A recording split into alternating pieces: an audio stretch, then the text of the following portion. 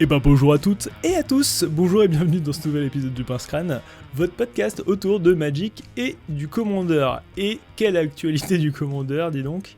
Je vous rappelle que vous pouvez suivre l'émission sur Apple Podcasts, Deezer, Spotify, Podcast Addict et Google Podcasts, mais aussi et surtout sur YouTube où vous y retrouverez du contenu exclusif. Pour soutenir l'association du Pince Crâne et son événement annuel Commander l'Assemblée, c'est sur notre page Hello Asso. Que ça soit à travers un petit don ou en vous procurant notre t-shirt qui rend hommage à la meilleure couleur de Magic, j'ai nommé le noir. Enfin, je voulais vous dire aussi que je serai présent au Relic Fest le 1er, le 2 et le 3 novembre.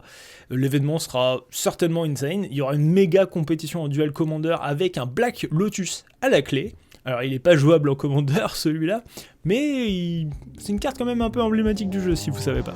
Sans plus attendre, on détape ses permanents, on pioche, c'est parti.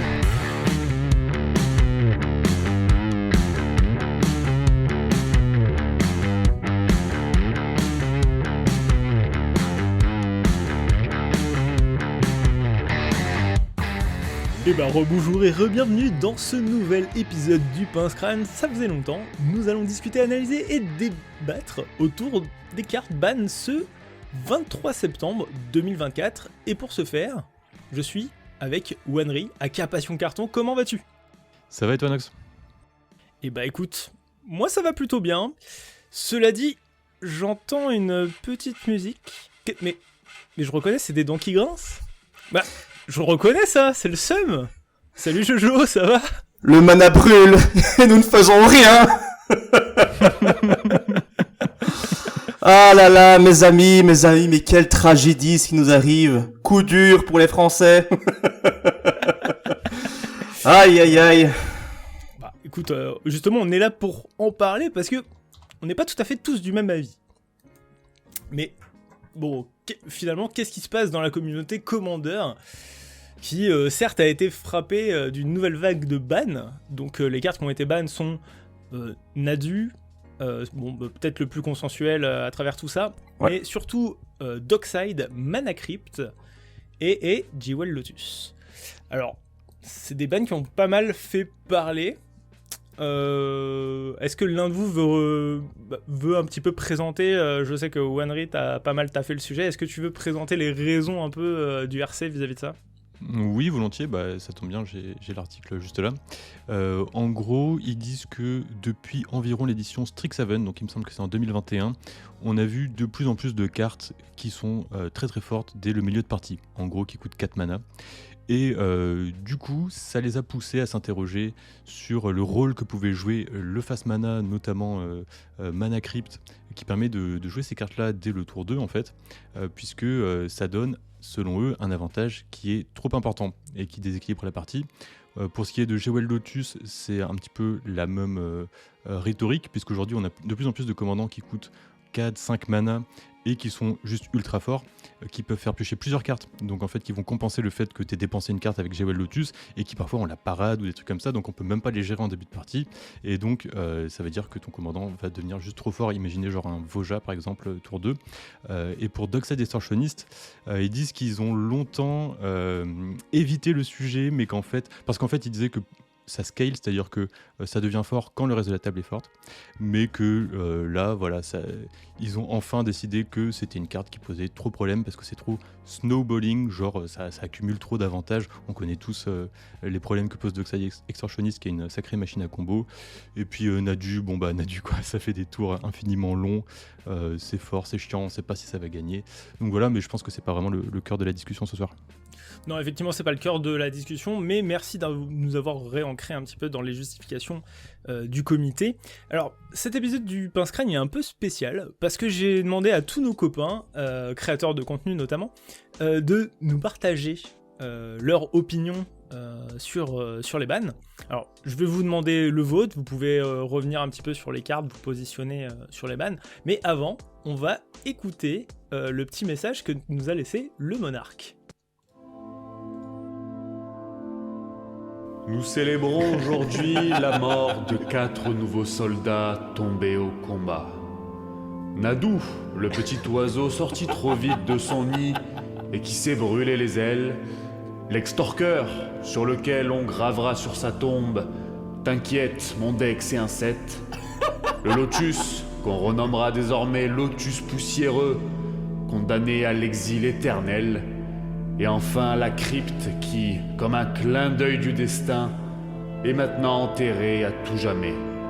À toi, Joël, en pleurs au fond de la salle, relève la tête. Il est désormais temps de jouer des cailloux qui coûtent 3 manas. Tu finiras par t'y faire et tu verras, c'est pas la fin du monde.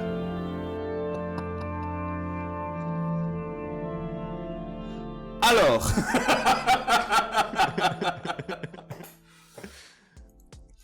Oh, le goat. Bon, voilà, merci au monarque de nous avoir fait ça, c'est assez exceptionnel. Bon, voilà, je pense que le sentiment du monarque est assez clair. Joël, tu as un droit de réponse et tu peux même nous donner ton avis global sur les bans.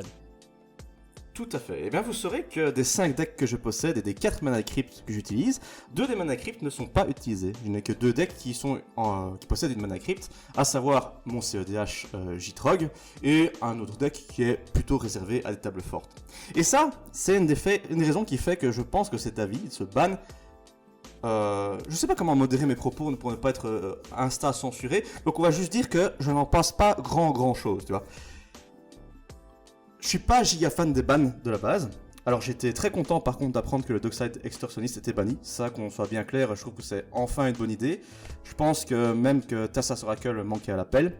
Mais le problème c'est que ce ban, il est focalisé sur des cartes qui ne concernent pas vraiment les mêmes milieux de jeu.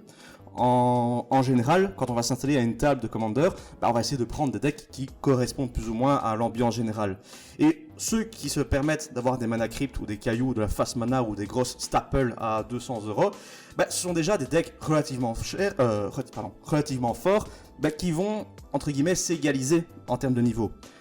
Donc, apporter ce genre de cailloux à des tables qui sont fun, c'est déjà pas une bonne chose dans un premier temps, c'est déjà pas normal.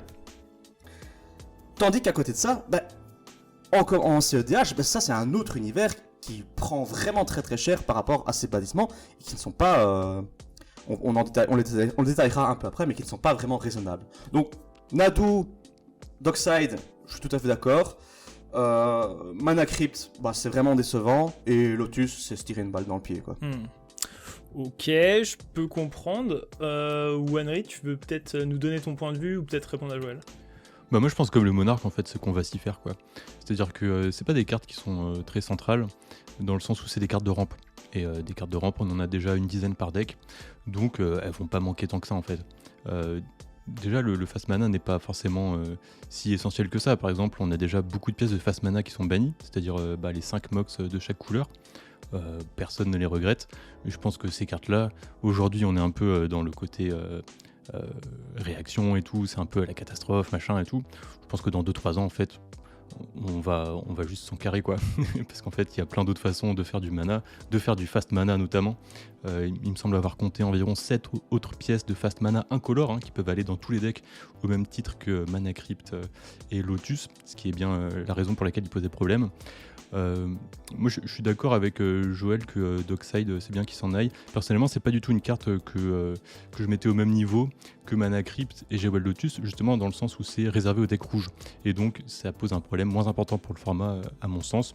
Je suis juste content en fait qu'ils aient enfin mis en accord leur philosophie, qu'ils détaillent dans leur document de philosophie où ils expliquent qu'ils veulent justement ne pas avoir des cartes qui causent un déséquilibre de ressources trop important, qui poussent les autres joueurs à jouer les mêmes cartes quand bien même ce seraient des cartes problématiques. Donc pour moi c'est voilà, le fast mana coche 3 ou 4 des quelques cases qu'ils ont mises en place. Je suis content qu'enfin le Rules Committee se bouge et ça faisait des années qu'ils n'avaient pas fait de ban et personnellement c'est quelque chose que j'appelais de mes vœux depuis longtemps. Je m'en doutais pas du tout, je pensais qu'ils n'allaient pas du tout bouger. Quant au CEDH, le CEDH suivra. Le CEDH, c'est de l'EDH joué de façon compétitive. Leur but, c'est d'optimiser leur partie grâce à la banlist de l'EDH. La banlist de l'EDH change, et bien ils optimiseront cette nouvelle banlist, cette nouvelle méta.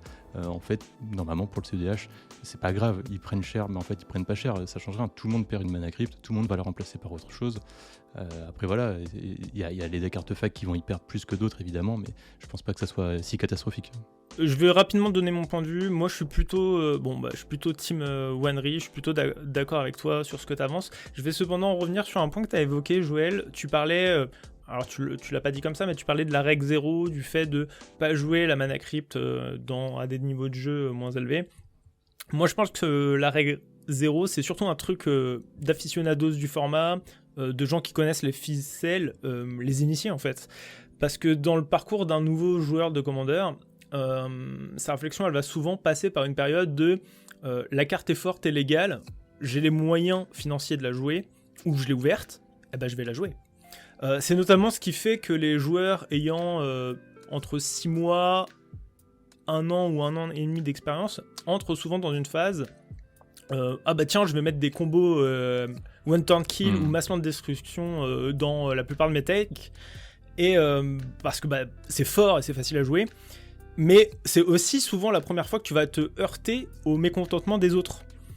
Alors, j'ai initié vraiment beaucoup de joueurs au format, et moi il y a un truc qui me surprend toujours, c'est à quel point on passe presque tous par les mêmes phases au fur et à mesure qu'on pratique ce jeu. Oui. C'est assez incroyable. Ah oui, je suis passé par cette phase-là aussi.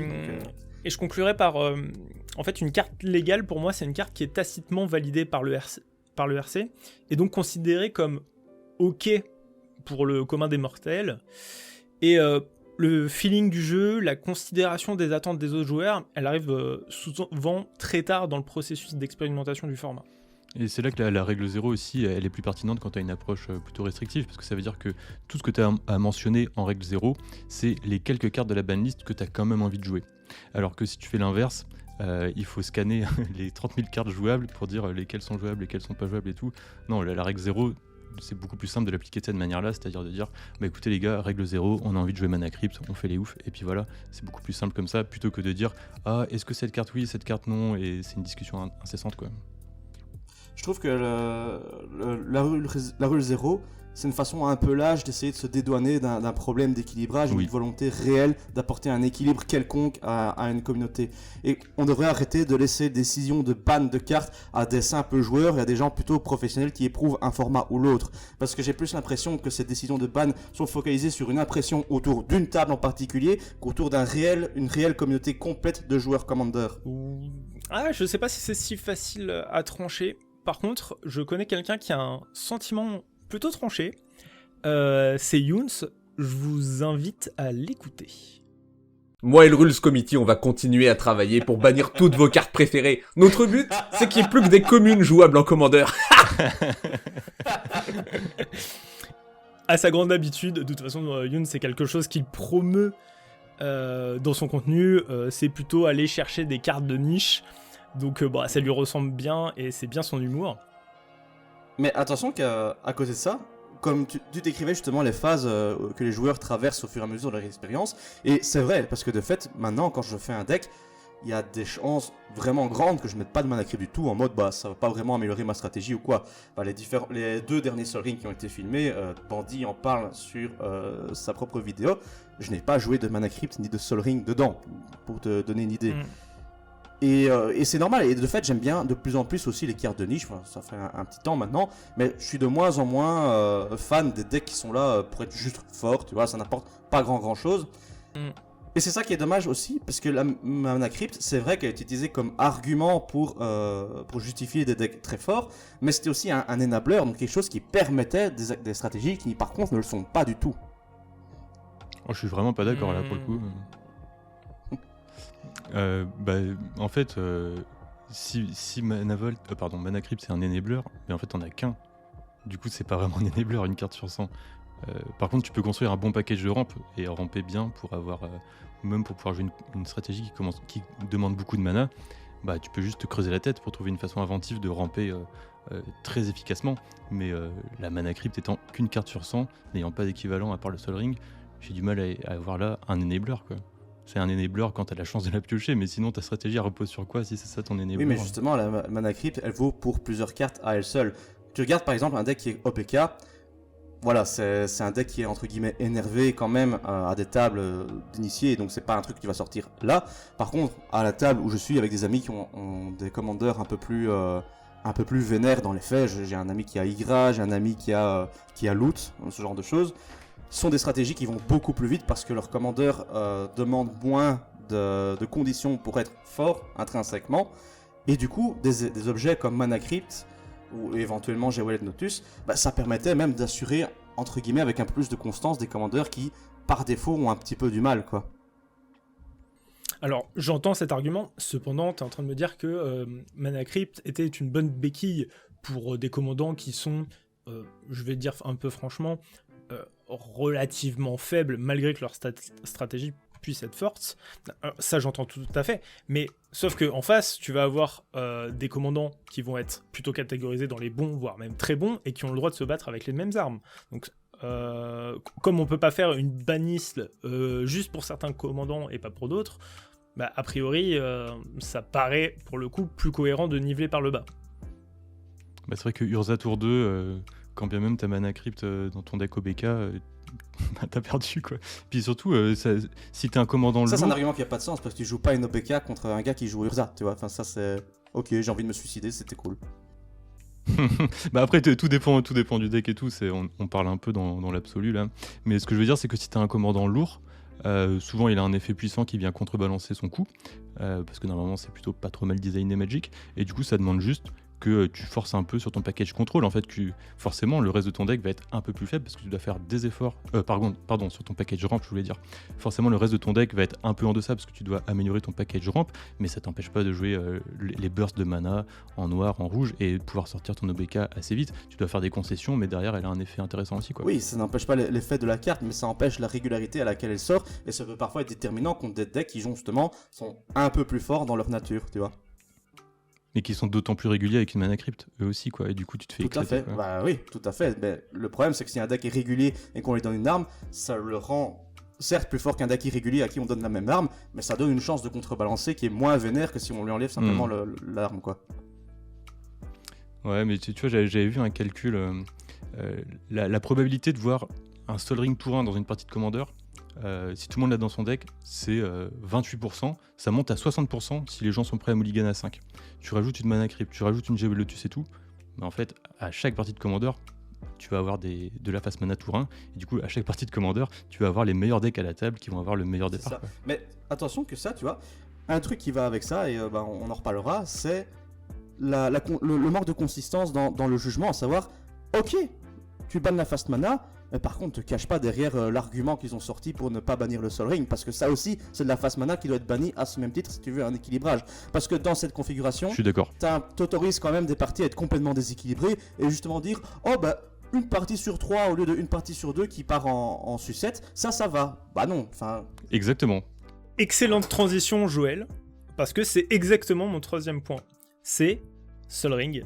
Sol Ring le sacré, Sol Ring l'intouchable. Personnellement, j'aime pas trop l'idée qu'il y ait un caractère intouchable à une carte.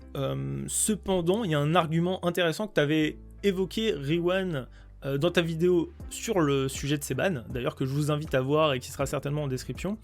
C'est que bannir une carte qui est dans tous les précos, c'est rendre du coup illégal le deck de tous les néophytes, et je pense à tous ces joueurs qui suivent pas forcément ces histoires de ban, ou en tout cas ont un petit délai avant que ça leur arrive aux oreilles. En réalité, nous et certainement les gens qui écoutent ce podcast sont des gens qui sont certainement plus que des néophytes.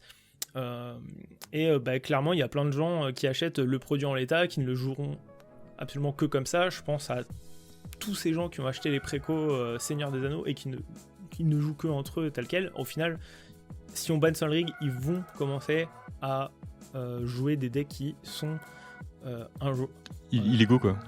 Illégaux, et du coup ça va être moteur de frustration. Je pense que voilà, ça pour moi c'était un argument intéressant que tu avais évoqué, Riwan, là où je trouve que la justification du RC en l'état, c'est, comme dirait l'autre, de la poudre de perlimpapa. Complètement, là je l'ai sous les yeux, c'est ce que disait Joël.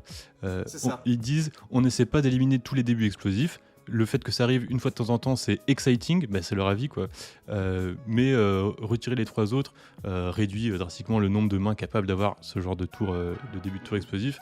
Et après, leur justification, c'est genre, Sol Ring c'est iconique, c'est C'est lié ça. à l'identité du format, ça défie le de la physique et tout. Mais en fait, il faut pas oublier que le Commander, à la base, enfin Sol Ring n'était pas du tout iconique du Commander, ça l'est devenu Non, pas du tout. vers 2011 quand Wizards a commencé à l'introduire dans tous les decks préconstruits Commander, parce que c'est une carte qui coûtait cher et c'était une manière de vendre beaucoup de decks, et ça l'est devenu de cette manière. Mais en fait, à la base, dans les 10 premières années du Commander, même un peu plus, Sol Ring n'était pas une carte iconique du Commander, et je trouve que du coup la justification là, elle est un peu facile. Je pense qu'ils ont surtout pas envie de s'embêter avec le shitstorm qui arriverait s'ils bannissaient l'anneau solaire. Exact. Et tu sais ce qui m'énerve par rapport à ça, justement pour en revenir à Mana Crypt, c'est que si le bannissement avait concerné en même temps Mana Vault, Mana Crypt, Sol Ring et tout le reste qui va avec, qui est un petit peu trop énervé, Grim Monolith ou quoi, Ancienne tombe. j'aurais dit ok, c'est cohérent. Par contre, ça va pas me faire croire que si à la place de Sol Ring c'était Mana Crypt qu'ils avaient décidé de bannir, enfin de réimprimer en boucle dans chaque préco, ils auraient banni Mana Crypt pour autant. Ils l'auraient pas fait. Et du coup, ça transforme cet argument non pas en on empêche une toxicité parce que vraisemblablement on l'autorise pour Sol Ring, mais non, c'est un argument, et entre guillemets je peux le comprendre, parce qu'on veut pas que une carte qu'on n'arrête pas de rééditer mais qui reste à 150 € ne soit pas achetable par les gens. Joël, tu peux ouais. juste crier moins fort. Ah pardon. Il y a pas de souci. Je te laisse réagir, Wanry, et après j'aimerais qu'on avance un petit peu. Ok, je voulais juste dire qu'il ne faudrait pas mélanger le Rules Committee et Wizards, que Mana Crypt a été réimprimé régulièrement, mais à des taux très faibles. C'est par Wizards qui voulait maintenir son prix sur le marché secondaire à un niveau très haut, et ça c'est un reproche qu'on ne peut pas faire au Rules Committee mais 100% à Wizards, parce qu'en effet ils auraient pu la rendre aussi accessible que le Sol Ring. Après on aurait peut-être eu le même problème comme je disais, où ça serait devenu iconique, ils n'auraient pas pu la bannir. En fait ils marchent sur des œufs, je pense qu'ils en prennent plein la tronche tout le temps, et que du coup ils n'ont pas envie de bannir Sol Ring, notamment parce que la plus grosse chaîne YouTube de commandeurs, c'est The Command Zone, leur logo c'est un Sol Ring, tu vois, c'est devenu un peu le Pikachu de Magic, mais en effet c'est débile. Un deck préconstruit, la plupart des decks préconstruits, il peut faire un tour 1 Sol Ring, Arcane Signet, et si je joue contre d'autres decks préconstruits, la partie n'a plus aucun sens, c'est complètement déséquilibré, c'est complètement débile.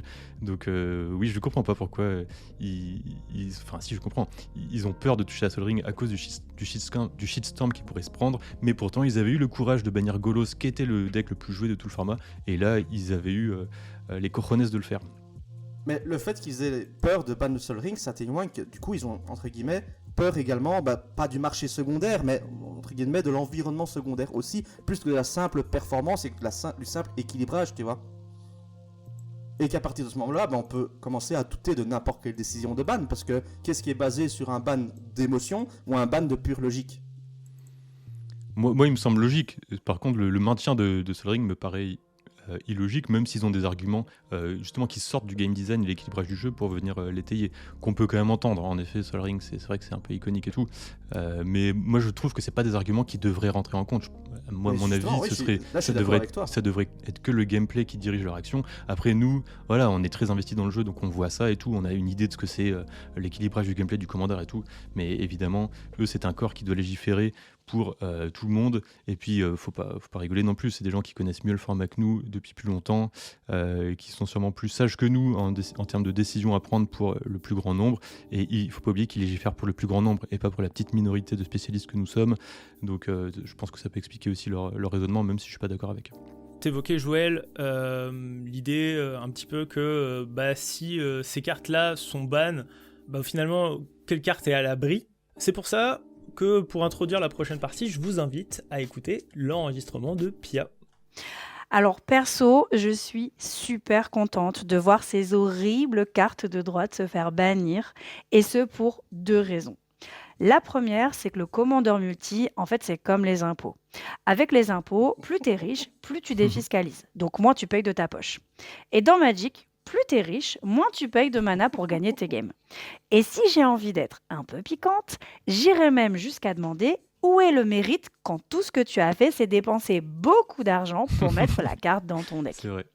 La deuxième raison, elle est politique. Le Commander Rules Committee, c'est une instance associative qui pèse face à Hasbro, une entreprise cotée en bourse. Donc cette décision de bannir des cartes comme Mana Crypt, qui valait des centaines d'euros, ça va forcément impacter la stratégie de reprint de Wizard. Alors, ça va pas tout changer, mais je pense que c'est super sexy. Et j'irai même plus loin. Je suis même convaincue que nous, la communauté des joueuses de Magic, on doit continuer à soutenir le Commander Rules Committee, qu'on soit d'accord ou pas avec leurs décisions. Pour moi, c'est un geste politique. Voilà, je te fais des bisous. Voilà pour Pia. Moi, cette dimension politique, elle me parle beaucoup. C'est quelque chose que j'ai énormément abordé à travers les podcasts. Et cette partie-là s'appelle « Une boîte de Pandore a été ouverte ». Et si ces cartes ne sont plus à l'abri, laquelle l'est. Ce qui est intéressant, c'est que ça va avoir un impact, enfin en tout cas je pense que ça va avoir un impact sur la politique éditoriale de Wizard, c'est-à-dire que si on peut s'attendre potentiellement à d'autres bans qui vont dans ce sens en 2025, si on s'attaque à d'autres Madeleine de Proust, est-ce que la R&D va pas finalement freiner sur le design des staples ? Moi, c'est une question que je me pose sincèrement parce que ces cartes qui sont Lotus Joaillier, Mana Crypt et Dockside. Dockside, ça a été réédité dans Double Master en 2022, Mana Crypt dans le Special Guest, là, d'Ixalan. Et le Lotus Joaillier, il avait été réédité dans Commander Master. Donc, c'est des cartes qui ont été reprint récemment, qui viennent d'être ban. C'est impactant dans ce format. Moi, la question que je me pose, c'est qu'est-ce qu'on peut attendre de Wizard vis-à-vis de ces bans à travers les années ? Est-ce qu'on va revoir du fast mana dans les designs, ou au contraire, ça a mis un garde-fou ? Moi, je suis assez d'accord avec la première partie, enfin une des parties désignées par Pia par rapport à l'impact entre guillemets politique, donc c'est savoir que le Rule Committee a une influence sur les plays d'Asbro. Ça, c'est une bonne chose, parce qu'effectivement, si un groupe de personnes qui n'est pas affilié à Wizard peut enfin les faire entendre sur la légalité ou enfin sur l'intérêt de certaines cartes, bonjour One Ring, bonjour Richboard Master, bonjour autre Power Creep complètement évident, c'est pas plus mal, parce que c'est des cartes dont on n'a pas forcément besoin pour la sanité du format. En revanche, de nouveau, en fait, ce qui me gêne, c'est que du coup, on se pose encore plus à nouveau la question sur est-ce qu'on est sur un ban par rapport à un play, donc vraiment un équilibre de play, ou est-ce qu'on est sur un ban éthique.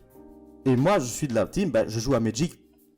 Alors, bon, c'est vrai que je dépense pas mal d'argent dedans, mais je suis dans la team, moi j'aimerais jouer à un jeu pour le côté technique que ça offre, et ne pas être privé pour des raisons diverses. Et d'ailleurs, je sais pas si je peux encourager ça ici, mais moi je me moque complètement de la personne qui va vouloir jouer des proxys. Au contraire, si une personne veut jouer des proxys de grosses cartes, qu'elle le fasse si ça lui permet de découvrir le format et d'apprécier certaines choses, tu vois. Moi je trouve que les dimensions éthiques et d'équilibre de game design, c'est la même chose en fait. C'est-à-dire que l'éthique du commandeur, c'est de permettre à tout le monde de jouer son deck, d'explorer le format comme ils disent le Rules Committee, et donc ce n'est pas possible sans un game design équilibré. Pour moi, c'est exactement la même chose. Pour revenir sur ta formulation, Nox, de la boîte de Pandore, je trouve pas que ça soit une bonne façon de poser les choses. Dire une boîte de Pandore a été ouverte, ça veut dire faire commencer la chronologie aujourd'hui. Le truc, c'est que l'histoire des bans par le Rules Committee est très longue, très ancienne, et qu'à chaque fois, ça a été le shitstorm sur Internet. Là, je veux bien concéder par contre qu'aujourd'hui, les bans d'aujourd'hui font partie des bans les plus importants, si ce n'est la vague de bans la plus importante que le Rules Committee a produite. Mais n'empêche, je sais pas si vous vous souvenez, quand Hullbreacher a été banni, qui n'était pas du tout une carte centrale non plus dans le format. Enfin, horrible. Elle était horrible, elle était très jouée, mais je veux dire, elle n'était pas utile à qui que ce soit. Il y a eu un shitstorm, quand Golos a été banni, il y a eu un shitstorm, tout ça. Ensuite, dire que plus aucune carte n'est à l'abri, j'ai envie de dire oui et non. Enfin, tant mieux en fait. J'ai pas envie qu'il y ait des cartes à l'abri non plus si elles commencent à poser un problème. Donc voilà, je voudrais juste dire qu'aujourd'hui on est dans la réaction à chaud. Essayez de vous projeter dans 2-3 ans quand le format aura mûri et aura encaissé ces coups-là. Et je pense qu'en fait, c'est comme le fait que les mox originelles qui font chacune une couleur soient bannies. Finalement, ça nous change pas la vie, quoi. Il y a 40 000 cartes à jouer dans Magic. Là, c'est une sur les 99 de ton deck. Ça va aller, tu vas trouver autre chose. Tu vas pouvoir rentrer une carte que tu avais envie de jouer justement et ça va aller, quoi. Alors, bien évidemment, le fait de parler de boîte de Pandore et même est-ce qu'il y a encore des cartes qui sont à l'abri, bien évidemment c'est des figures de style plus qu'autre chose. Oui. L'idée c'est que Alors, j'ai l'impression qu'il y avait, à travers la communauté, l'impression qu'on puisse pas toucher à ces cartes-là parce qu'elles sont trop ancrées dans le format. Alors, je pense pas nécessairement à Lotus, Joaillier ou Dockside, je pense surtout à Mana Crypt. Pour moi, il y avait une sorte d'aura ou de veto autour de cette carte, tu vois. Et c'est là où je trouve qu'une boîte de Pandore aurait été ouverte. Est-ce que le fait que cette carte-là soit ban, est-ce que derrière, on peut pas imaginer une carte comme Démonic Tutor qui puisse être ban, tu vois. Alors, j'en sais rien, je dis ça un peu en l'air, mais Volontiers. est-ce qu'en fait, à travers cette, quand je dis boîte de Pandore, est-ce que demain on peut s'attendre à un Rules Committee qui est plus actif? Oui, mais ça serait pas forcément plus mal. Et je t'avoue qu'après, il y a des cartes que, effectivement, tu peux grincer des dents quand elles se font bannir. Genre, c'était le cas pour moi avec Prophétesse de Crufix ou quoi. Mais quand tu y réfléchis à froid, c'était évidemment le bon choix de bannir Prophétesse de Crufix. C'était évidemment le bon choix de bannir Hullbreacher. Et dans cette vibe, je trouve que ce sera évidemment le bon choix d'avoir banni Dockside Extortionniste. Mais j'ai un sentiment beaucoup plus âpre, et je crois que c'est un sentiment qui est partagé pour des cartes comme Mana Crypt qui ne rendent pas forcément le format toxique, tu vois. Bah moi je trouve que si, hein. J'ai vraiment pas envie d'affronter ça. Flemme de voir ton commandant A4 sortir tour 2 en fait, j'ai envie de jouer à Magic quoi. Ouais, mais justement, moi j'ai envie de jouer à Magic et moi je suis de la team où je préfère lancer plusieurs parties sur une journée qu'une seule qui va durer 4 heures quoi, non merci. Oui mais ça c'est pas vrai, enfin... Moi je lance plusieurs parties sur une journée. Hein.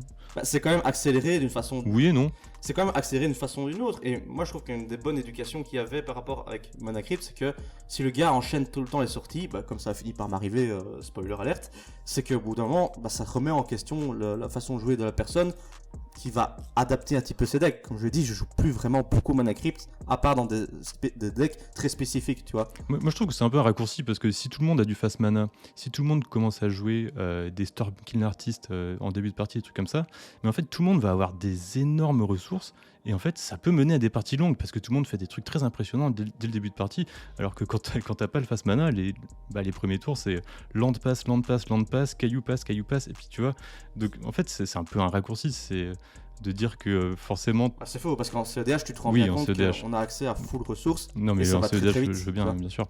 Mais je veux dire, dans mon groupe, à un moment, on était proche du CEDH, dans le sens où on avait tous Mana Crypt, on avait tous GOL Lotus, et on était à un point où quand on avait des nouveaux joueurs qui arrivaient, on leur donnait des proxys de Mana Crypt et GOL Lotus juste pour qu'ils puissent continuer à jouer avec nous.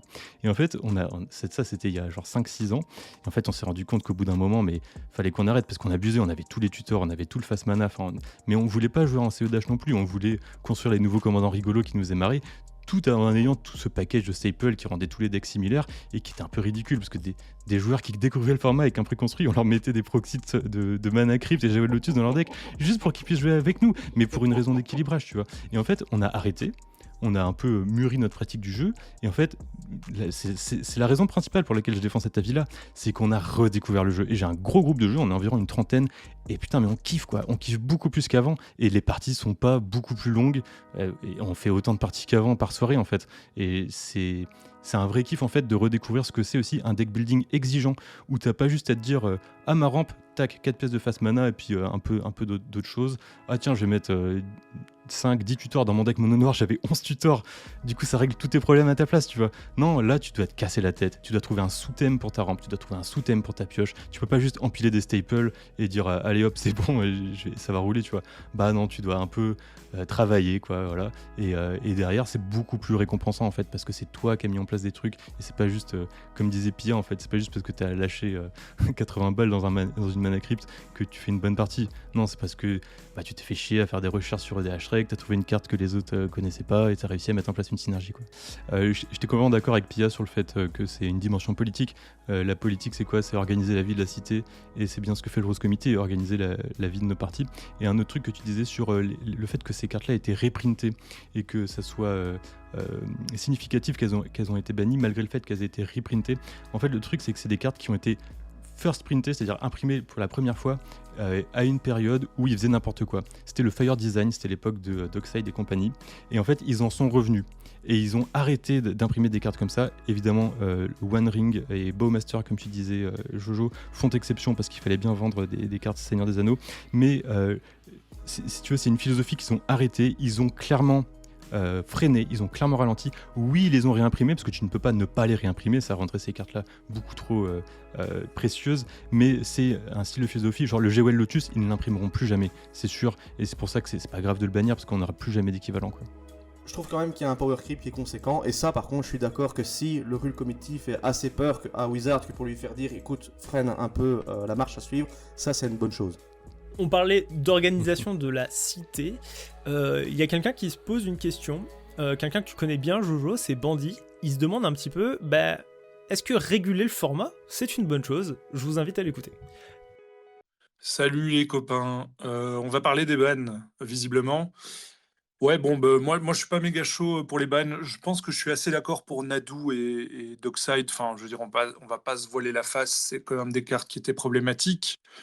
J'aurais peut-être ajouté dans le lot, je sais pas, Cyclonic Rift, juste comme ça. Pourquoi pas. Par contre, je suis assez déçu des bans de la face mana. Je pense que au-delà de ban une carte, c'est vraiment un fort marqueur d'une envie de complètement museler le format et d'en faire ce que le comité veut qu'il soit, alors que je trouve que c'était un format qui se rapprochait le plus de l'anarchie politique, je dirais. Hein, c'était un joyeux bordel et je pense que c'est notamment pour ça que je l'aime. Je ne sais pas trop, je suis assez inquiet par la tournure des événements. J'ai peur que le comité soit un peu trop présent. Et moi, ça m'allait très bien de ne pas l'entendre, en fait, depuis 5 ans. Les bans ont été assez brusques. Allez, franchement, autour de Jeweled Lotus, on a eu quoi ? On a eu droit à un tweet en 2020. Un tweet en 2020 qui disait qu'il regardait le truc. Ouais, je trouve ça un peu brusque et un peu en mode... on veut prouver qu'on existe encore en faisant un énorme choix de ban, enfin voilà, qui est pour moi une bombe atomique. C'est un peu trop à mon goût. Je pense que il aurait mieux fallu peut-être de l'espacer un peu le ban, de peut-être commencer par le Lotus en expliquant qu'ils investiguaient la mana et qu'ils voulaient peut-être ralentir le format et laisser peut-être 6 mois aux gens de comprendre ça et de communiquer un peu plus. En fait, c'est un gros manque de communication. Je pense pas que ça va changer le jeu qu'on aime au final, enfin j'espère, parce que voilà, je parle vraiment du ban de Mana Crypt, mais c'est plus la tendance vers laquelle ça nous mène qui m'inquiète, voilà. Et sinon, dernier truc, j'ai une grosse affaire pour vous, je vends justement une Mana Crypt, donc n'hésitez pas à me contacter. Putain, va falloir que je vende la mienne aussi. Alors moi je trouve que c'est en tout cas alors c'est une réflexion que je partage pas, mais c'est une réflexion que je trouve intéressante. Est-ce que ce format, il a besoin d'être régulé ? Et alors je vais m'exprimer rapidement sur la question. Pour moi, la régulation et de façon plus générale les règles, c'est pas associé directement au fun ou à un espace fun. Alors je pense que la liberté totale, sans règles, enfin totale, avec peu de règles, je pense que ça a beaucoup de sens à la création de quelque chose ou à son émergence, ne serait-ce que pour justement stimuler la créativité. Mais par exemple, je pense pas que des règles dans un sport comme la touche au foot soient problématiques à l'appréciation de la discipline, ou n'importe quel autre sport, hein, peu importe. Et ça, même dans un environnement non compétitif, je pense que ça ajoute un cadre. Pour moi, les règles, elles ont des raisons d'être. Alors, elles sont décidées arbitrairement par des gens qui ont estimé que le jeu se porterait mieux comme ça pour des raisons X ou Y. Ça le concerne. Mais je pense pas que ça soit corrélé avec le fun. Et ensuite, alors ça, c'est une impression vraiment personnelle. Si vous avez déjà joué avec un groupe d'adolescents à n'importe quel jeu, ça va être très rapide de se rendre compte que si les règles elles sont trop souples, ils vont en abuser, et ça au mépris du ressenti de n'importe qui. Parce qu'ils savent pas jouer entre eux dans le fair play. Je pense que les règles elles font foi dans le ludique, et c'est pour ça qu'elles sont nécessaires. Et ça même dans un environnement qui n'est pas compétitif. Ouais, moi j'ai envie de dire que rien n'empêche personne de jouer sans banlist, par exemple. Et en fait, ça c'est un peu l'argument massu, quoi. C'est-à-dire que c'est d'ailleurs bien ce que dit le Rules Committee, c'est que les cartes bannies en Commander par leurs soins, ils disent, même si je conteste cette vision, mais ils disent que ce ne sont que des lignes directrices et qu'ensuite c'est à chacun de s'emparer de ça. Alors je trouve que c'est pas vrai, parce qu'en fait, quand tu vas sur EDH Rec, tu vois la carte, il y a écrit ban, du coup tu la joues pas, et puis voilà. Mais c'est vrai que quand même, tu peux jouer ce que tu veux, et j'ai l'impression que la réaction de Bandit, c'est la réaction d'un joueur qui n'est pas depuis très longtemps dans le format. En tout cas, j'ai l'impression que c'est la première grosse vague de bans qui se prend dans la tronche. Et en fait, c'est intéressant de s'intéresser à l'histoire des bans en Commander et aux précédentes vagues de bans, notamment quand ils ont arrêté avec les cartes qui étaient bannies en tant que Commander. Et en fait, il y a déjà eu plein de précédents comme ça. Et le Rules Committee est là pour ça, en fait. Il est là pour venir mettre un coup de pied dans la fourmilière de temps en temps, faire râler les gens, c'est pas grave, mais ils ont à cœur l'équilibre global du jeu et ils sont les mieux placés pour ça parce qu'ils jouent au Commander depuis le début, quoi. Et nous, on a un peu de mal à avoir cette hauteur d'esprit étant plus jeune ou ayant découvert le format plus tard. Ouais. Le problème, c'est qu'il y a déjà eu des choix de bannissement qui sont faits plus sur une décision arbitraire par rapport à un design que par rapport à un réel déséquilibre. La carte que je vais mentionner, c'est Yona. Bah voilà, il y avait eu des échos comme quoi Sheldon avait voulu la bannir à l'époque, surtout parce que c'était son deck favori, son pet deck, c'était un deck mono-bleu et qu'il en avait marre de se la prendre. C'était pas... Enfin, Yona, c'est non, mais pas... ça, déjà c'est une rumeur et en plus je veux dire il y a pas que des raisons d'équilibre de game design. Justement, quand tu vas voir le philosophie document du Commander, justement il liste comme un des critères qui est susceptible de faire bannir une carte qui empêche les autres de participer à la partie. Il n'y a pas que des histoires d'équilibrage de ressources et tout, il y a aussi justement, évidemment, le Rules Committee prend en compte l'expérience de jeu de tout le monde, et Iona pour le coup est la carte qui coche peut-être le plus cette case-là d'empêcher les autres de participer à la partie. Même si je trouve en effet que c'était pas forcément une priorité. Voilà. Et on a beaucoup eu l'histoire drôle en mode haha, c'est un membre du Rules Committee qui se l'est prise et du coup il a décidé de la bannir. Mais après, ça c'est juste une rumeur, on va pas avancer ça comme quelque chose de factuel non plus, quoi. Oui, ça j'entends. Tu vois, le fait de priver les joueurs d'une partie, c'est clairement quelque chose de toxique. C'est tant mieux si on supprime les cartes qui font ça. Bah du coup, il y a d'autres choses. Enfin, genre, si on va à ce stade-là, le problème c'est où t'arrêtes. Parce qu'il y a des cartes comme Winterhorp qui n'ont rien à faire dans le format, Back to Basic, sont des choses que t'as pas vraiment envie de voir. Même Blood Moon, tu vois, sont des choses qui privent les joueurs d'une partie de leur expérience, tu vois. Je suis d'accord. Et après, moi je veux les voir bannis aussi, mais c'est plus entre guillemets par un ressenti que par quelque chose qui sont factuellement dangereux, tu vois. Là où Dockside, même si j'aime bien entre guillemets la carte, faut se rendre à l'évidence, c'est beaucoup trop clivant par rapport au format et ça définit beaucoup trop des stratégies d'une façon assez toxique. Et en fait, là où je suis quand même d'accord avec certains points de Bandit, c'est que je trouve que, après on en est qu'au début par rapport à ça, mais le fait qu'une communauté CEDH qui grandit de plus en plus, qui a un essor de plus en plus impactant, et du coup il serait peut-être temps de se poser la question, est-ce qu'on ferait pas une banlist plutôt réservée au CEDH et une banlist réservée au fun? Bon, et du coup, justement, on va transiter sur l'impact qu'a pu avoir ces bans en CEDH. Alors, vous êtes plus des aficionados du format que moi, en tout cas j'ai l'impression que vous y connaissez un peu plus. Qu'est-ce que ça a eu comme impact selon vous pour le CEDH ?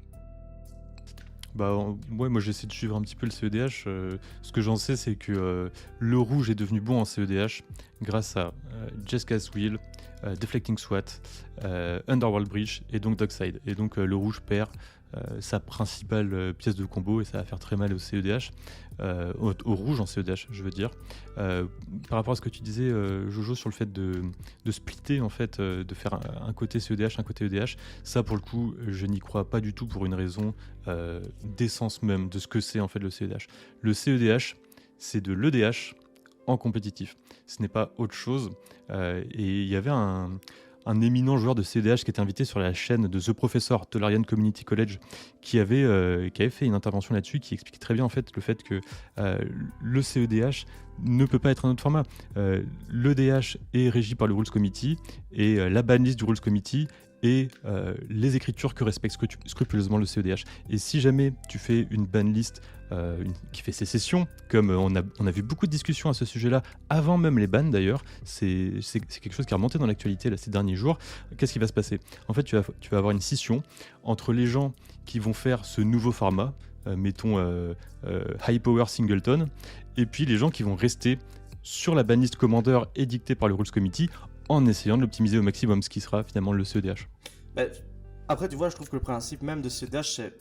Et pourtant, j'aime bien le format, mais c'est un petit peu du non-sens par rapport à ce que veut proposer le Commander, dans la mesure où... Oui. Oui, dans la mesure où le CEDH cherche à optimiser ses plays de la même façon qu'un format comme le moderne ou un tout autre format du jeu cherche à le faire.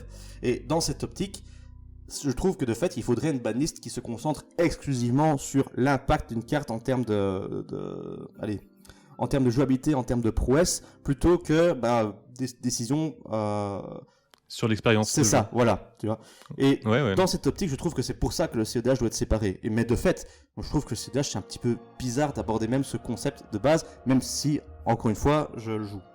Et pour revenir sur l'impact, je suis d'accord avec toi sur le fait que ça va être vraiment dévastateur. Pourquoi ? Parce que un des decks qui était déjà principalement les plus toxiques en CEDH, c'est Blue Farm. Et concrètement, que va faire les bans par rapport à Blue Farm ? Strictement rien. Donc, un format qui est déjà dominé par une stratégie rapide, puissante et oppressante va l'être peut-être encore plus. Moi, je te rejoins un peu, Jojo, vis-à-vis de ça. Alors, au-delà de l'impact que ça peut avoir sur le méta, dont encore une fois je connais pas grand-chose, les formats ont une philosophie différente et des besoins différents. Le CEDH, il a, comme n'importe quel format compétitif, il a une méta, et donc du coup il a des top tiers, et il a des tiers 1, des tiers 2, des tiers 3, et en fait on va vouloir créer pas non seulement un format équilibré, mais une méta équilibrée, où potentiellement, alors le format CEDH est particulier à ce niveau-là, mais on va essayer de faire ressortir une certaine diversité des archétypes dans une méta. En tout cas, c'est ce que je comprends d'un équilibrage de metagame. Tu disais, Riwan, que cette histoire de créer une banlist à part en CEDH avait réémergé récemment. C'est tout à fait vrai. Il y a même quelques semaines, donc c'est hyper récent, un nouveau comité CEDH qui a émergé et disparu dans la foulée. C'est dommage, ils ont monté un site internet qui était vachement chouette, il y avait des pistes de réflexion, il y avait des propositions à la communauté, ils avaient envie de faire des trucs. Je trouve ça dommage que la chose n'ait pas duré plus de 2 semaines. Alors je connais la motivation, la motivation publique du fait qu'ils aient arrêté aussi rapidement, c'est que ça avait créé beaucoup de débats et de discord au sein de la communauté, et du coup ils ont dit en fait c'est pas notre objectif de créer la discord, du coup on arrête, et là, bam, il y a des bans qui arrivent. Du coup, je me demande si la communauté CEDH va pas changer de fusil d'épaule, parce qu'on se rend bien compte que le RC Commander, ce qui se passe en CEDH, c'est pas vraiment ce qui l'intéresse. En tout cas, moi, c'est l'impression que ça me donne. Et moi, je suis pas d'accord. Avant tout, je voulais vous dire que ce site alors ça s'appelle cedhrc.com. Alors je vous invite à le regarder, le site est encore en ligne, il est vraiment chouette. Cependant, moi je me demande, peut-être un peu complotiste, mais est-ce que le fait que ce comité CEDH, qu'il ait émergé, puis disparu, est-ce que ça a un lien avec ces bans ? En fait, voilà, l'émergence et entre guillemets, la popularité que ce site internet, ce nouveau RC, a eu très rapidement, qui a eu juste une annonce de ban juste après. Je sais pas, j'ai envie d'y voir un lien, je sais pas lequel, pas bien réfléchi. Est-ce que vous pensez que ça soit possible ? N'ayant pas d'éléments pour attester cette théorie, je me vois pas l'appuyer Ouais, pareil. sur une vidéo qui s'adresse à beaucoup de gens, tu vois. Mais par contre, pour éclairer un peu ça, je pense que c'est toujours pratique de revenir, comme je le disais tout à l'heure pour le DH, un peu à la philosophie qu'il y a derrière le format, à l'inception du format, quoi. Et le CEDH, t'as ce côté un peu impertinent de dire ah ouais, le DH c'est casu, c'est pas compétitif, et nous on s'en fout, on va quand même le pousser comme des cons en mode compétitif, et c'est un peu débile et c'est un peu marrant, mais du coup il n'a pas à être équilibré comme un autre format. Et pourtant, tu disais que le Rules Committee s'en détachait. C'est pas si vrai. Quand ils ont banni Hullbreacher, c'était pas pour les joueurs casus. Et notamment, et le truc le plus important, quand ils ont banni Flash, qui était la colonne vertébrale du principal combo CEDH à l'époque, Flash Hulk, qui était encore meilleur que le combo de Tassaz Oracle, eh bien tu vois bien qu'ils ont justement agi pour le CEDH. Et j'en veux pour preuve le fait que Jim LaPage, qui est un éminent joueur de CEDH de The Spike Feeders, a rejoint justement le Rules Committee pour donner cet éclairage-là. Mais il faut pas oublier que Même si le CEDH mimique les formats compétitifs avec une méta, avec voilà, des tiers de deck et tout, faut pas oublier qu'il n'a pas vocation à être équilibré du tout. Il a vocation à être une espèce de blague un petit peu impertinente.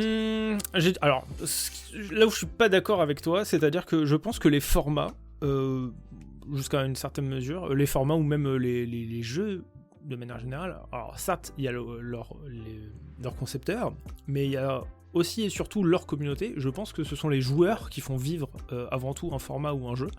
Et si demain, la communauté CEDH se fédère derrière un nouveau RC, pour moi, il sera tout à fait légitime, et peu importe l'origine du format à la base, s'il vient de quelque chose d'anarchique ou quelque chose qui se rapproche plus du hacking finalement, c'est-à-dire de s'approprier quelque chose et le détourner, et même s'ils s'affranchissent de cette origine, grand bien leur face. Je pense que au même titre que le Commander a émergé de Magic et au final il s'est fédéré, il y a eu un RC avec des règles et tout ça, et là c'est pareil, le CEDH peut tout à fait émerger et voler de ses propres ailes. Par contre, ça va demander une communauté qui se resserre les coudes. C'est ça, tout à fait. Et qui ne se scinde pas du coup, parce qu'en soi je suis d'accord avec ce que tu dis, mais il faudrait que par miracle tout le monde adopte le même point de vue, et le risque est plutôt une scission entre les joueurs de l'ancien CEDH et du nouveau CEDH, quoi. Donc, moi j'ai peur qu'il y ait une scission effectivement entre les deux communautés, mais je me demande si des bannissements qui sont un petit peu surprenants, et ça rejoint un petit peu le côté de Bandit à ce niveau-là, en mode waouh, Satan, entre guillemets, on en avait parlé, mais pas de façon aussi concrète. Pas au même point, par exemple, qu'un Hull Breacher ou par exemple qu'un Paradox Engine où tout le monde s'y attendait concrètement. Là, on s'est vraiment un petit peu mis le couteau sous la gorge pour ceux qui aiment la carte et la délivrance pour ceux qui ne l'aiment pas, soit, mais ça a été beaucoup plus clivant et c'était beaucoup plus diviseur par rapport à d'autres bannissements, je trouve. Ce que je voulais dire tout à l'heure, que j'ai oublié de dire, c'est que par rapport à la façon dont ça a été annoncé par le Rules Committee, que Bandit critiquait, c'est vrai que c'est très abrupt. D'un autre côté, ce que je disais sur le stream d'Adibou ce matin, c'est qu'il ne peut pas vraiment en être autrement, parce que s'ils commencent à donner des indices sur ce qu'ils peuvent bannir et tout, en fait ils vont influencer le marché, et du coup ça veut dire qu'ils peuvent lancer des rumeurs, qu'ils peuvent pousser les gens à vendre leurs cartes et tout, donc en fait ils sont obligés de le faire très abruptement. Et comme pour Golos, franchement c'était un truc de malade quand ils ont banni Golos, je sais pas si on se rend compte de l'impact, c'était le commandant le plus joué du format, mais qui avait beaucoup plus de decks qu'une Atraxa aujourd'hui en termes de part des decks, pareil c'était très abrupt et rien ne l'annonçait. Après pour ce qui est du Fast Mana, apparemment il y a eu un tweet qui parlait de Jewel Lotus déjà, et puis pour ce qui est de Sol Ring, j'ai retrouvé des discussions en ligne du Rules Committee, enfin de membres du Rules Committee sur des vieux forums de 2006-2007 où ils parlent de bannir Sol Ring déjà, donc c'est vraiment pas nouveau, c'est vieux comme le Commander cette discussion. J'adore l'expression. Tu parlais tout à l'heure de valeur financière, c'est le nouveau point que j'aimerais aborder, et pour cela je vous invite à ce qu'on écoute Alvar puis Bombichon. Salut tout le monde, c'est Alvar de Magic C'est Chic. Il y a Nox qui m'a demandé de réagir au ban récent en Commodore Multi. Eh bien, j'aimerais déjà être à la table pour en débattre. C'est un sujet qui me tient à cœur. Mais je dois finir des vidéos sur Mornebrune, sur le lore de Mornebrune. J'espère que vous les verrez bientôt. Mais heureusement, il y a OneRia à la table. Je compte sur toi pour défendre mes positions, on va dire, sur le Fast Mana. Je suis plutôt dans un team qui va être réjoui par ces bans. On va dire ça comme ça. Mais en vrai, je m'en fous, ça m'affecte pas du tout. On jouait pas déjà ces cartes dans mon playgroup, même quand on était sur des niveaux un peu plus vénères, donc c'est dire. Et à côté de ça, ça me réjouit pas vraiment non plus parce que je sais qu'il y a des gens, voilà, ça fait mal à leur portefeuille. C'est vrai que peut-être que vous êtes arrivé par Magic par la porte du commandeur récemment. Moi, j'ai vu des cinquantaines de bans en moderne, en standard, et ça affecte toujours les bourses, les marchés, les formats. Pour moi, ça fait partie de quelque chose d'inhérent à Magic quand on investit dedans. Et dans la définition du mot investissement, il y a la dimension qui fait que ça peut se péter la gueule à un moment, ça reste un risque financier. Et pour moi, ça a toujours été le jeu. Donc voilà, je ne suis pas du tout surpris, même si j'ai été quand même un peu surpris par l'annonce, par le fait que ce soit dans un format qui est quand même un peu à part, pas compétitif. Là, ils auraient peut-être dû communiquer en amont, histoire que les gens voient un peu le truc venir. C'est vrai que pour ceux qui ont économiser pendant des semaines, des mois pour s'acheter une petite mana crypt, c'est peut-être pas foufou. Ça, je veux bien verser une petite larme avec eux. Puis à côté de ça, voilà, moi j'ai envie d'avoir une analyse très sérieuse parce que quand je vois les réactions sous les posts de cette annonce que j'ai pu relayer, enfin, c'est vraiment, il y a un ton qui est très grave chez les joueurs, hein. Ils prennent ça très au sérieux chez certains. Je veux dire, c'est plus sérieux que quand tu regardes des posts sur la guerre, je sais pas, menée par Israël en ce moment. Vraiment, on sent que là, il y a un sujet qui est grave, quoi. Donc voilà, sur ce, je vous fais des bisous et bon débat autour du Fast Mana et des bans en commun multi. Je pense que mon avis sur la situation va surprendre personne, mais je suis très content que cette ban soit tombée. Ça montre à quel point investir de l'argent dans des bouts de carton, c'est pas une si bonne chose que ça. Donc oui, je fais un peu de victim shaming, mais depuis le temps qu'on le dit, ces cartes-là n'avaient pas besoin d'être dans le format et je suis très content qu'elles ne le soient plus. Moi, je suis 100% d'accord non seulement avec Alvar et Ambition, dans la mesure où, en vrai, j'ai la chance d'avoir... Enfin, la chance. J'ai que ça comme loisir, donc c'est vrai que je mets beaucoup d'argent dedans. Mais du coup, ça me dérange pas du tout de dépenser une fortune dans une carte, puis d'apprendre que pour une raison ou une autre, cette carte elle est trop surjouée, ou elle est réimprimée en commune ou quoi que ce soit, son prix tombe à zéro. Je serais un des mecs les plus ravis de l'univers si j'apprenais que les bilends ne faisaient plus... Enfin, la réserve list tombait et que mes bilends passaient à 0€, simplement parce que plein de gens pourront y accéder, et je m'en moque de les avoir achetés 500€ à la base. Mais de fait, un peu comme Alvar et comme Ambition, je joue depuis très longtemps à Magic, donc ça c'est quelque chose qui est... on le sait. On le sait que c'est du carton, on sait qu'on investit dans quelque chose qui est purement cosmétique à la fin, et du coup ça fait partie du jeu de perdre de la valeur financière ou d'en gagner parfois. Je suis complètement d'accord. Si le Rules Committee se met à légiférer en prenant ça en compte, c'est-à-dire en prenant en compte l'infime minuscule minorité qui est prête à mettre plus d'un jour de SMIC dans une carte Magic, au lieu de légiférer pour l'écrasante majorité qui fait du kitchen table, qui sait même pas ce que c'est le Rules Committee, en fait ça n'irait plus, quoi. Évidemment qu'il ne faut pas prendre en compte la dimension financière. Vous êtes tous des adultes, si vous avez moyen de vous payer ces cartes-là, j'imagine que vous n'êtes plus des enfants, vous avez pris un risque calculé. Avant de l'acheter, si on vous avait demandé de faire une tier list des cartes qui auraient pu être bannies, j'imagine que c'est pas des cartes que vous auriez mis tout en bas de la tier list. J'ajouterais surtout que maintenant qu'elles sont bannies, plus personne n'aura besoin de les acheter pour faire la course avec les autres, et donc plus personne ne mettra 85€ dans un Jewel Lotus juste pour pouvoir jouer avec les copains. Si, parce que moi je la trouve jolie. Mais de nouveau, je le sais, et je sais que c'est pas forcément... Enfin, de toute façon, ça ne regarde que moi si je décide de mettre 300 balles là-dedans, mais je le sais en connaissance de cause, tu vois, et je vais vraiment pas pleurer, même d'avoir un jour dit, voilà, je m'achète un Bazaar of Baghdad à 4000 balles, si sur le lendemain, il tombe à zéro, ok, je serais un peu salé, mais je m'en foutrais, tu vois, c'est le jeu, et je préfère que le jeu soit accessible par tout le monde une bonne fois pour toutes, que soit réservé à 2 pelés et 3 tondus qui sont ultra riches, quoi. Pareil, là j'ai perdu 200 balles, j'ai toutes les cartes qui ont été bannies, Tout à fait. je suis trop contente. Pareil.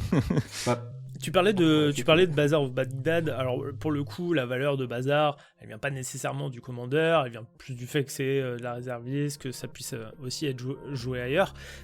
Cela dit, depuis quelques années et depuis que le commandeur a explosé, il y a une vraie spéculation autour des pièces de jeu du commandeur.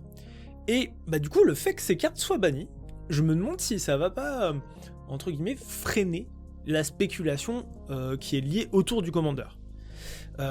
Voilà, je pense que les bilans de tout ce qui est sur réserviste, tout ça, bon, vous inquiétez pas, c'est sauvé, leur valeur ne va pas chuter du jour au lendemain, c'est trop joué ailleurs. Par contre, des cartes qui ont de la valeur strictement pour ce format-là, maintenant, y a un risque. Si c'est le cas, retirez tout ce que j'ai dit par rapport au fait que j'étais contre ces bannissements, ça va être les meilleures choses que le commandeur ne verra jamais au jour. Je déteste les spéculateurs, je déteste les gens qui achètent pour priver les autres de jouer, mais pour juste faire de la thune, ok. Qu'une carte soit chère parce qu'elle soit rare, ok. Qu'elle soit chère parce que quelqu'un a décidé d'acheter toutes celles du marché pour les remettre à son petit prix, ça, je trouve ça horripilant. Donc moi, je joue à un jeu, je suis pas dans la vente pour me faire du pognon. Et si clairement, cette décision du comité a mené à ça, vous pouvez considérer que je suis ultra ravi des bans actuels. Moi je pense pas que ça va ralentir, hein.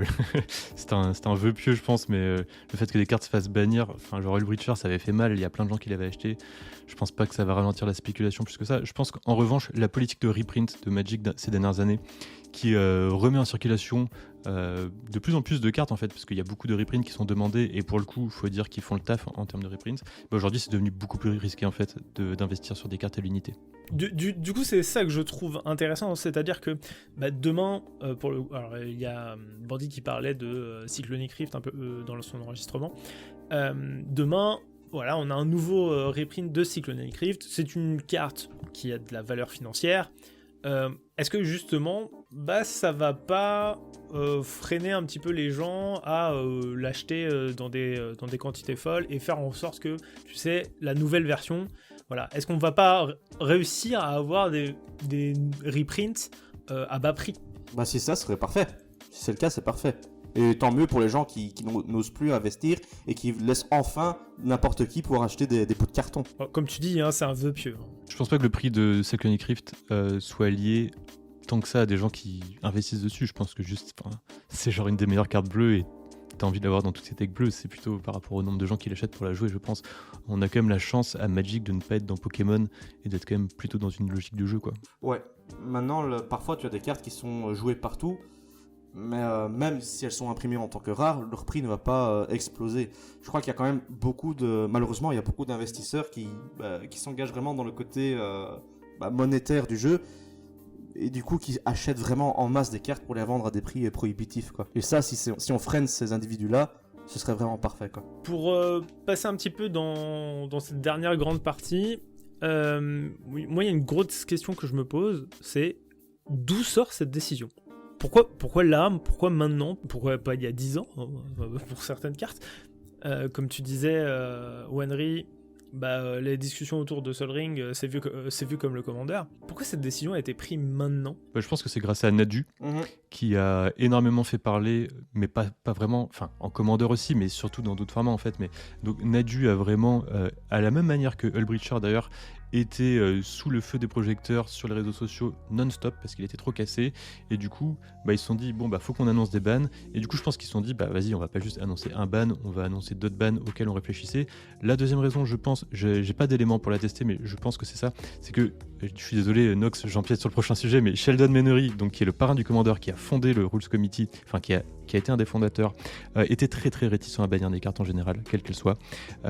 Il est décédé, ça fait 2 ans je crois, et je pense qu'il n'aurait pas été très respectueux de sa mémoire de immédiatement embrayer sur une politique de ban plus énergique, dirons-nous. Et en fait, je pense que maintenant le temps est passé, il y a une nouvelle équipe, ils ont un petit peu restructuré le truc.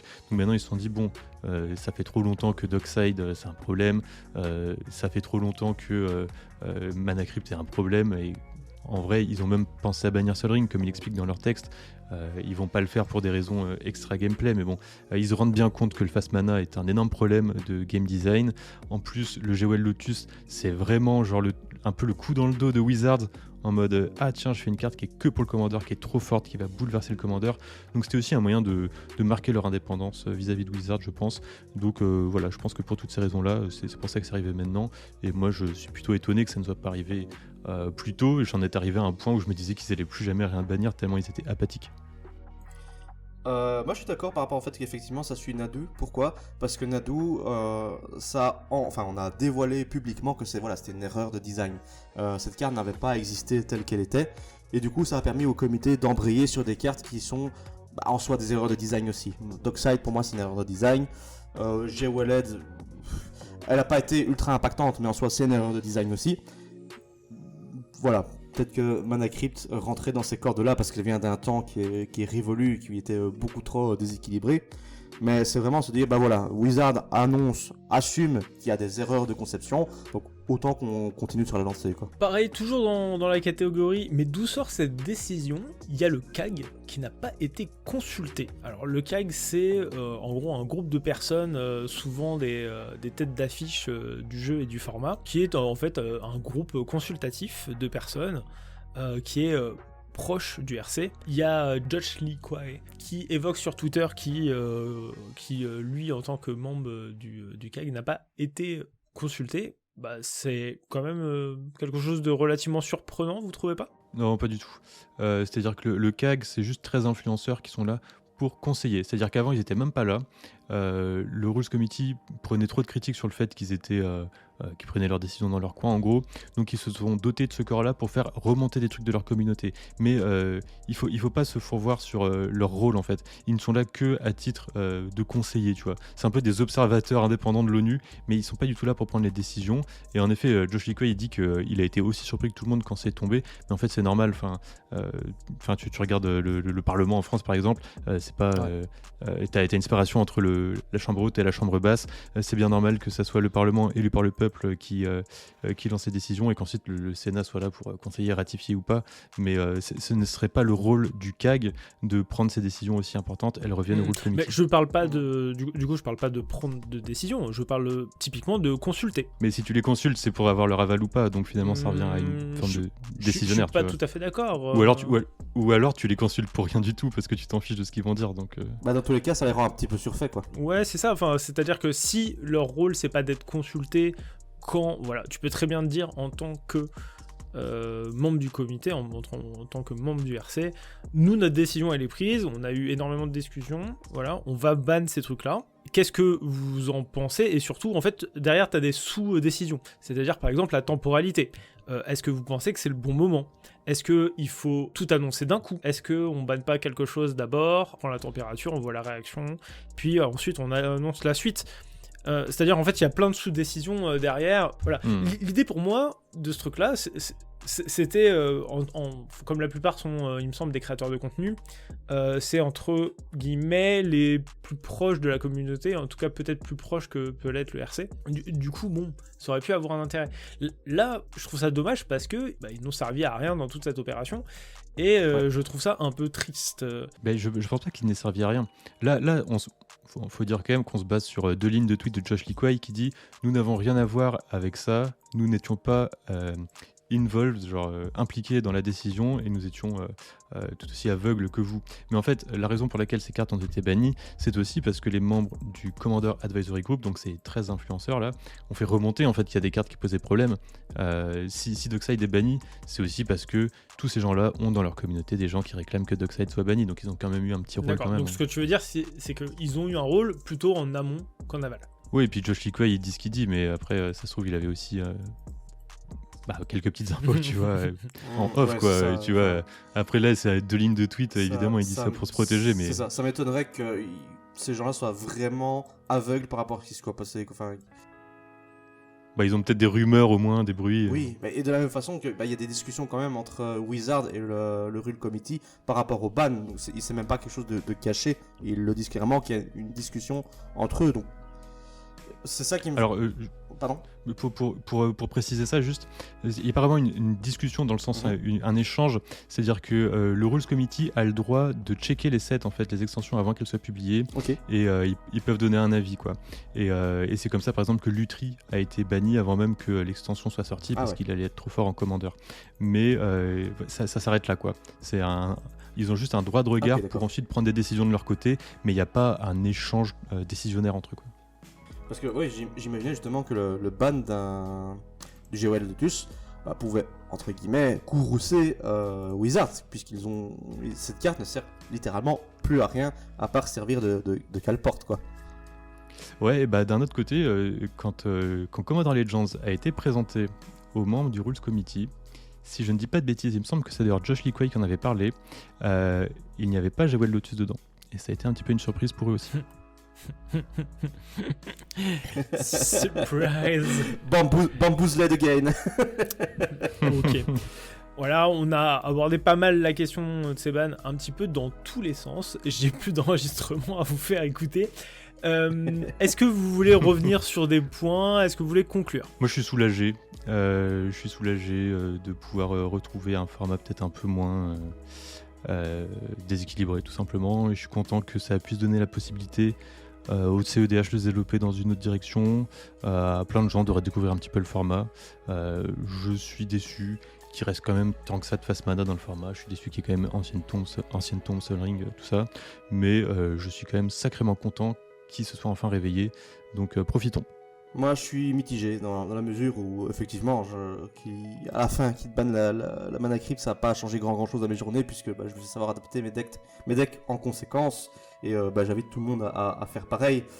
Mais je trouve que c'était... Alors, indépendamment de Nadu et d'Oxide, ça, bravo les gars, c'était vraiment ce qu'il fallait faire. Mais le reste, je trouve que c'était un petit peu hâtif, un petit peu prendre à la gorge pas mal de personnes. C'est un peu dommage pour la valeur en tout cas pour les personnes qui potentiellement vivent de ça. Là, je parle pas forcément des investisseurs, mais plus des boutiques qui survivent. Même si c'est un petit cas de figure. Donc en soi, voilà, c'est surtout le côté rapide que je trouve pas forcément mesuré et pas forcément approprié qui me chagrine, mais ça va pas changer ma quantité de jeu, quoi, tu vois. Et toi, Nox ? Ouais, je vais vous donner mon avis, moi, à la fois sur ces bans et aussi un petit peu sur la conversation en général qu'on a eue. Alors, il faut savoir qu'en ce moment, je design un jeu. Et donc, du coup, ces temps-ci, je réfléchis les jeux, et surtout Magic, avec cette casquette-là. Effectivement, je pense que pour l'équilibrage du format, c'est une bonne chose. Ça va pas assez loin. Cependant, je pense que c'est une bonne chose. Je pense que statistiquement, ça va donner des parties qui sont moins frustrantes sur la globalité des games. Voilà. Cependant, et là où ça me dérange, c'est que ça a été fait d'une telle façon que ça va... socialement...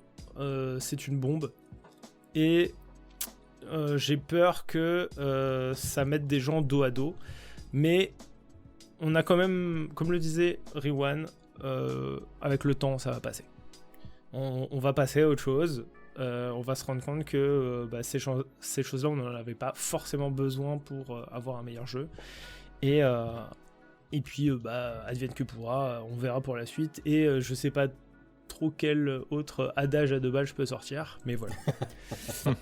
C'est un peu comme une rupture amoureuse finalement. C'est ça. Ouais, il y a un peu de ça, tu vois. Et puis tu te rends... c'est ça. Mais genre la rupture amoureuse de quand t'avais 3 ans et demi, tu vois, où genre c'est pas grave du tout, quoi. Ouais, je sais pas. Moi, je me demande si c'est pas comme rompre un petit peu avec son ex toxique, tu vois. Oui, c'est ce que j'allais dire. C'est comme une relation toxique, t'es quand même triste quand ça finit, tu vois. Ouais, t'es dégoûté, vous êtes fait du mal, ta mana cryptée de toi, finalement, tu vois. Elle t'a beaucoup mis 3 points de vie dans la gueule, et tu te rends compte que, bon, c'est peut-être pas plus mal. C'est vrai que c'est vraiment l'ex toxique.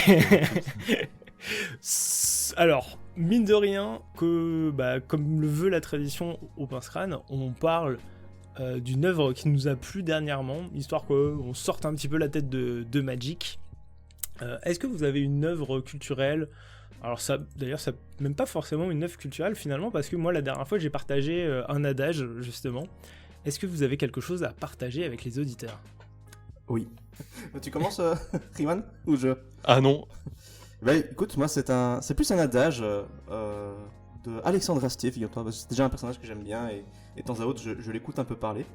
Et il a un enseignement que j'ai trouvé très intéressant et très pertinent, c'est « La vie est dure, il faut être gentil ». Donc, la vie est dure, voilà, on banne des mana crypt, parfois sans raison, parfois avec, mais ça n'empêche pas que les gars, aimez-vous, aimons-nous tous entre nous. C'est un jeu qui nous unit dans l'adversité, dans les griffes d'un monstre économique qui imprime plein de cartons à outrance, mais par pitié, entre nous, soyons gentils, quoi. À bon entendeur. Moi, je vais partager un adage aussi. Alors, c'est un auteur français pas du tout connu qui l'a sorti. Et en fait, c'est quelque chose qui m'a pas mal servi dans ma carrière de journaliste. C'est choisir, c'est renoncer. Et en fait, pourquoi je dis ça ? Parce que des fois, je reviens de reportage et j'ai plein de citations super intéressantes, j'ai plein d'éléments de reportage sympas sur ce qui s'est passé et tout. Et j'ai envie de tout mettre dans mon article. Le truc, c'est que j'ai qu'une demi-page. Et du coup, faut que je fasse des choix. Et en fait, c'est un déchirement d'enlever des trucs que t'aimes bien, parce que t'as envie de tout garder, c'était sympa et tout, mais bon, choisir c'est renoncer, faut faire des choix, et tu vas être obligé en fait de te couper d'une partie de toi-même pour avoir un ensemble cohérent à la fin, et c'est exactement la même chose dans le deck building, et c'est exactement la même chose pour l'équilibrage d'un format. Ah, c'est rigolo, moi j'appelle ça choisir ses combats. Ça fait essayer de c'est réfléchir ce pourquoi ça vaut le coup de se battre Alors c'est pas tout à fait la même chose, à une nuance près, hein, mais voilà, il y a une idée que forcément moi aussi, hein, j'ai un avis sur tout et certainement plein de moments où je peux rebondir dans une conversation pour dire un truc pertinent. Cela dit, est-ce que ça vaut le coup de prendre la parole potentiellement à quelqu'un d'autre ? Est-ce que ce sujet-là, par exemple, m'intéresse assez pour que je puisse, je vais pas rentrer dans un truc clivant avec quelqu'un ? Bah en fait non, des fois je renonce et c'est très bien. J'avais quand même une vraie œuvre dont je voulais vous parler, parce que elle m'a brain fart. C'est un jeu que je connais depuis un moment. J'ai regardé beaucoup de gens y jouer, mais j'avais jamais vraiment posé les mains dessus. Et ce jeu, c'est Flesh and Blood. Alors, je sais pas si vous avez eu l'occasion de jouer. Ouais, j'ai même, si tu veux, j'ai encore des Majestiques à vendre. On a passé un merveilleux moment ensemble et il m'a initié aux arcanes de Flesh and Blood. Et c'est incroyable comment ça défonce tes réflexes de joueur de Magic, tellement ce sont des mauvais réflexes. Dans ce jeu, en tout cas, je trouve le jeu terriblement élégant. Et par élégant, j'entends que sur les objets, il y a très très peu de superflu dans les mécaniques. Toutes les cartes servent à plein de choses différentes, donc elles te servent à la fois de ressources, mais pas que. La dynamique du jeu est très particulière. Alors je vais pas vous pitcher le jeu, là, vraiment, je pense que c'est suffisamment connu, et puis certains le feront mieux que moi. Mais voilà, globalement, vous êtes deux personnages de héros qui vous affrontez, vous vous donnez des coups, vous avez de l'équipement, et ça à travers un TCG. Je trouve que le rythme, la diégèse, l'intradiégétique du jeu, elle est vraiment terrible, parce que on a cette sensation d'être vraiment dans un fight à main nue, plus ou moins, tu vois. C'est-à-dire que pour moi, il y a une gimmick de souffle, de cardio, c'est-à-dire que tu vas t'épuiser au fur et à mesure de la partie, ton équipement il va s'abîmer, tu vas avoir une main, et en fait tu vas vouloir te débarrasser de tes cartes parce que à la fin de ton tour tu vas repiocher 4 cartes, donc tu vas vouloir optimiser tes mains, trouver les meilleures lignes de play que tu as à travers ces quelques cartes dans ta main, et Dieu sait que les combinaisons sont possibles. Il y a ce côté en plus là, jeu de rythme, qui pour moi n'existe pas dans Magic, ou en tout cas pas de cette façon-là. Bref, pour le coup, ça m'a fait énormément de bien, ça m'a énormément rafraîchi de tous ces jeux de cartes qui pour moi se ressemblent. Ce jeu-là ne ressemble à rien que je connais. Mon Dieu, que ça m'a fait du bien, et ça m'a ouvert l'esprit sur le game design en général. Bah, tu le vends bien en tout cas. Mm-hmm. Bah, j'ai bien aimé le jeu, et de nouveau, si j'investissais pas des fortunes dans Magic, j'aurais continué dedans. J'ai quelques boîtes achetées à mon actif de Flesh and Blood. Et par contre, c'est complètement brain fart, et je ne suis pas certain d'avoir les épaules. Étant mauvais joueur d'échecs, je ne suis pas certain d'avoir les épaules pour bien jouer à ce jeu où chaque décision est capitale et en même temps omniprésente. Et on peut jouer Mana Crypt dedans ou... L'œil d'Ophidia. T'es un excellent joueur de Magic, Jojo. Je n'ai aucun doute que tu ferais aussi un très bon joueur de Flesh and Blood. J'en mets ma main. C'est très gentil. C'est très gentil. C'est un peu me surestimé, mais c'est très gentil. Mais non. Bon, en tout cas, merci les gars d'avoir passé ce moment avec moi. Ça m'a fait vraiment plaisir que vous répondiez présent et aussi vite. Un plaisir partagé, malgré vos opinions scandaleuses sur cette pauvre petite crypte. Franchement, une des discussions les plus intéressantes du YouTube Game français sur Magic, je pense. Tout à fait. Tout à fait. Je pense que c'est aussi un de mes épisodes préférés. Je suis très content aussi que tous les copains ils nous ont laissé un petit message. Ouais, ça fait vraiment plaisir. C'est golden. C'était royal. Je trouve que c'était vraiment très drôle. Et merci aussi à vous les auditeurs d'être restés avec nous jusqu'au bout. N'oubliez pas que si cet épisode vous a plu, vous pouvez le liker, vous pouvez vous abonner sur la plateforme de votre choix. De même, si vous avez des remarques, des suggestions, des avis dissonants, vous pouvez nous écrire en commentaire ou pourquoi pas passer sur le Discord de Magic CGIC. En attendant, je vous souhaite plein de bons top decks, pas trop de manades. C'était le Post-Crâne. Salut. Salut. Salut.